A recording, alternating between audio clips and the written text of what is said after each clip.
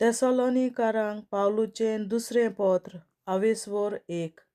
नोमान पावलू, सिल्वान आनी तिमोथ देवा आमच्या बापाच्या आनी सुम्या जेजू क्रिस्ताच्या एकवटांत आसलोले तेसलोनिकारांचे पवित्र सोबेक नोमान करतात. देवा आमच्या बापाची आनी जेजू क्रिस्ताची आमच्या सुम्याची दयालाय आनी शांती तुमचे सोवें आसूं. निमाणी जोडटी भावां भयणींनो, तुमचे खातीर सदां आमी देवाचो उपकार आठोवंक जाय आनी अशें आमी करूंक फावो कित्याक तुमचो भावार्थ एकदम वाडत गेला आनी एकामेका ताईन तुमचो प्रितीमोग चडत वेता. तुमी सोंसतात त्या दुमाळ्या आनी कोश्टां दोगदां मदें तुमी थीर रावल्यात आनी तुमचो भावार्थ हालोंक ना. ह्या पासत देवाच्या पवित्र सोबांनी उलोवन आमी तुमचे व्हडवीक सांगता.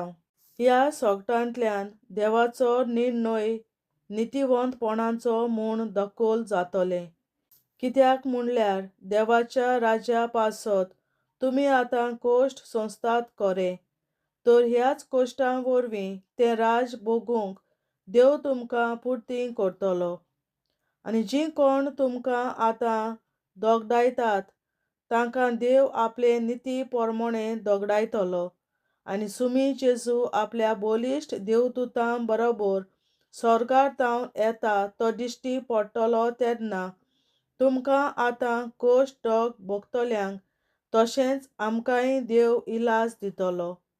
कित्याक सुमी जेजू उज्याच्या आकट्या मोदें देंवून येतलो आनी देवाक वळखून घेनात आनी आमच्या सुम्या जेजूच्या शुवर्तमान मानून घेवंक कबूल नात तांकां तो शिक्षा लायतलो.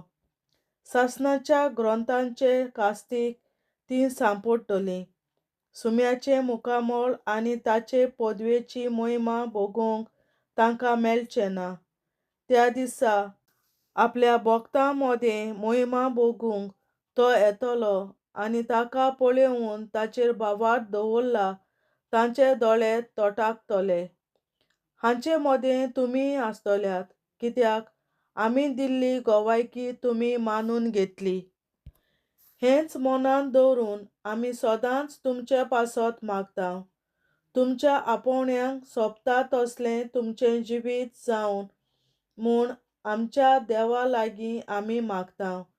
तुमचे सगळे बरे ओत्रेक आपले पदवेन तो बढतेन बागावून आनी तुमच्या भावार्था पोरमोणें जिवंक तुमी करतात ते प्रयत्न तो पूर्णतायेन सुफळ करूं.